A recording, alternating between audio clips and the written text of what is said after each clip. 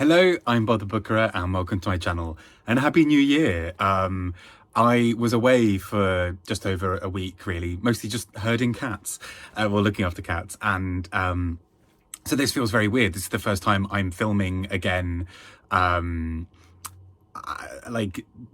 in like 2 weeks, because everything else has sort of been like pre-recorded videos. So hello.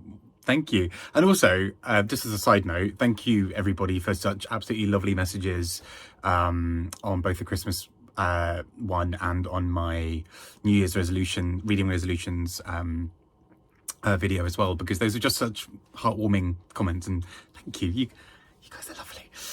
So, without further ado, I'm back on my nonsense of doing weekly roundups, and here are the books I read this week. And it should be said as well that I basically almost didn't read at all really over the Christmas break. My brain was just so fried, and also I was mostly just playing the new Pokemon game and I was just very tired, I just needed a break. So I think I've been slowly crawling back into reading again, which has been great to get back into, but it's also meant that I'm just sort of staring at words being like, how do I do this again? I feel like a newborn baby learning how to do everything again. It's very confusing. But anyway, without further ado, let's get on to those books. So before I sort of go on to the books that I've read this week, which are fewer and further between than perhaps normal, just a sort of very quick shout out to some of the books I read over the holidays that I'll talk about in some other capacity at some point soon, I'm sure. I've been reading a few books from the Barbellion Prize, one of which I'll talk about in this video.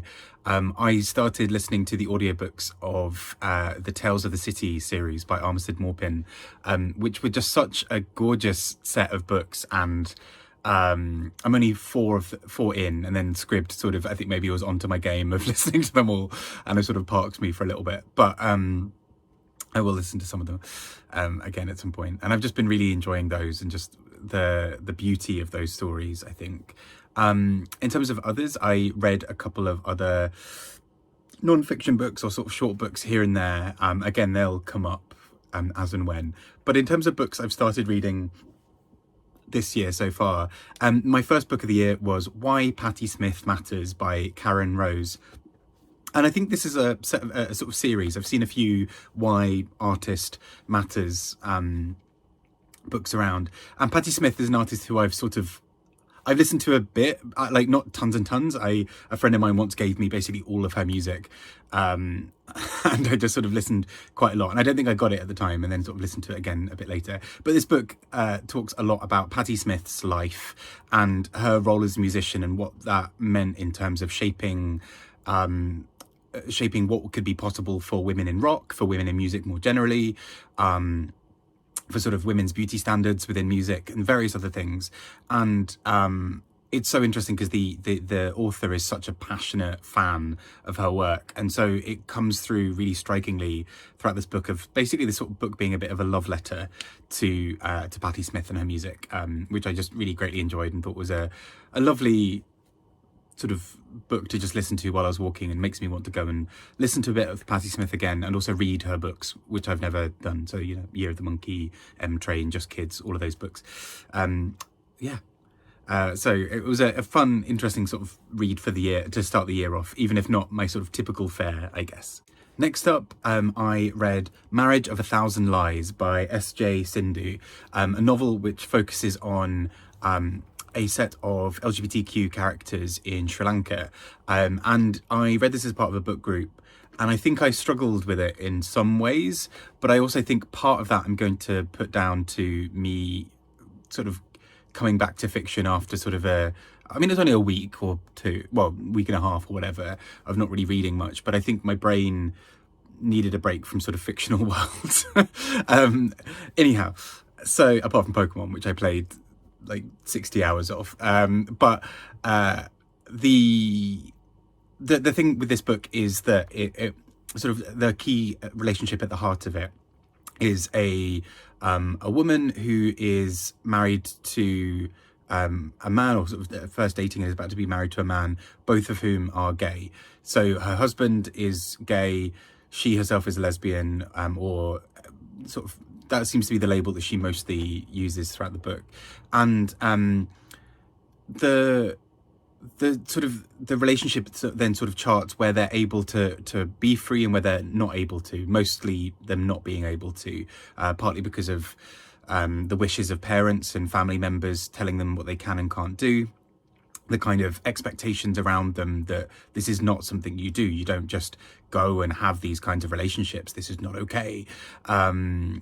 And also just this sort of, there's a woman she loves who's about to get married as well. And so there's this kind of complication of almost a time running out to make this thing happen. And there's a lot that was really enjoyable and that I sort of found quite interesting about this book. I think I did struggle to really connect a lot with the characters, partly because I think there was sort of, sometimes it felt a bit flat to me, that sort of people had things that they really cared about and were passionate about, and then nothing really ever developed from it. And again, that could be part of the story itself, right? That they didn't have the freedom to be able to do these things. But yeah, I think it didn't really fully connect with me, and I'm willing to put a lot of that on me not being quite ready to be reading a lot of that, sort of get back on my reading horse this year.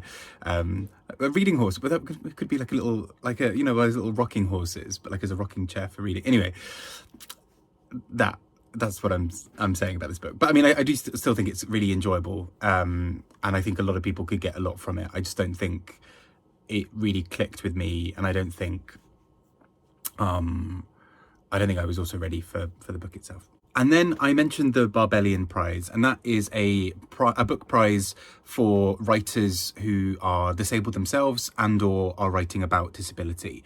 And so I've read a couple of the long list so far, which was recently released. I think the shortlist will be decided fairly soon. And those have included some really interesting books. So I'll do a wrap up of the whole long list for that prize anyway, and talk about them in more detail.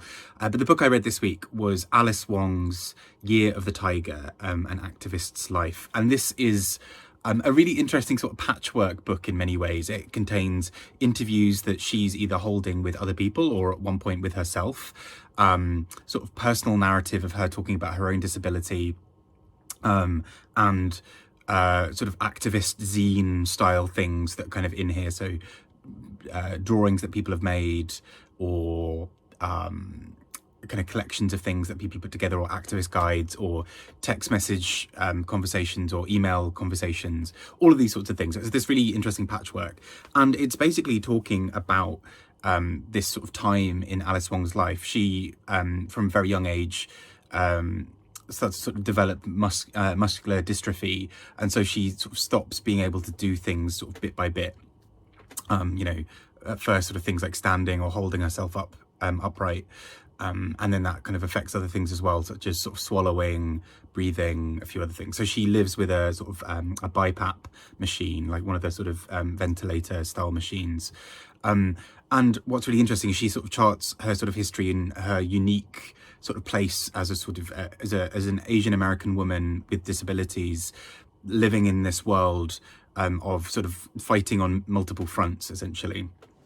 And her disabilities also come into sharp relief when we then start thinking about COVID, which then comes up in the book as well, where she starts talking about the difficulties of things like advocating for her healthcare during that time, advocating for being bumped up the list for things like vaccines, and all these various other things that she knows that she needs in order to stay alive and to stay healthy and to stay being able to do her own thing.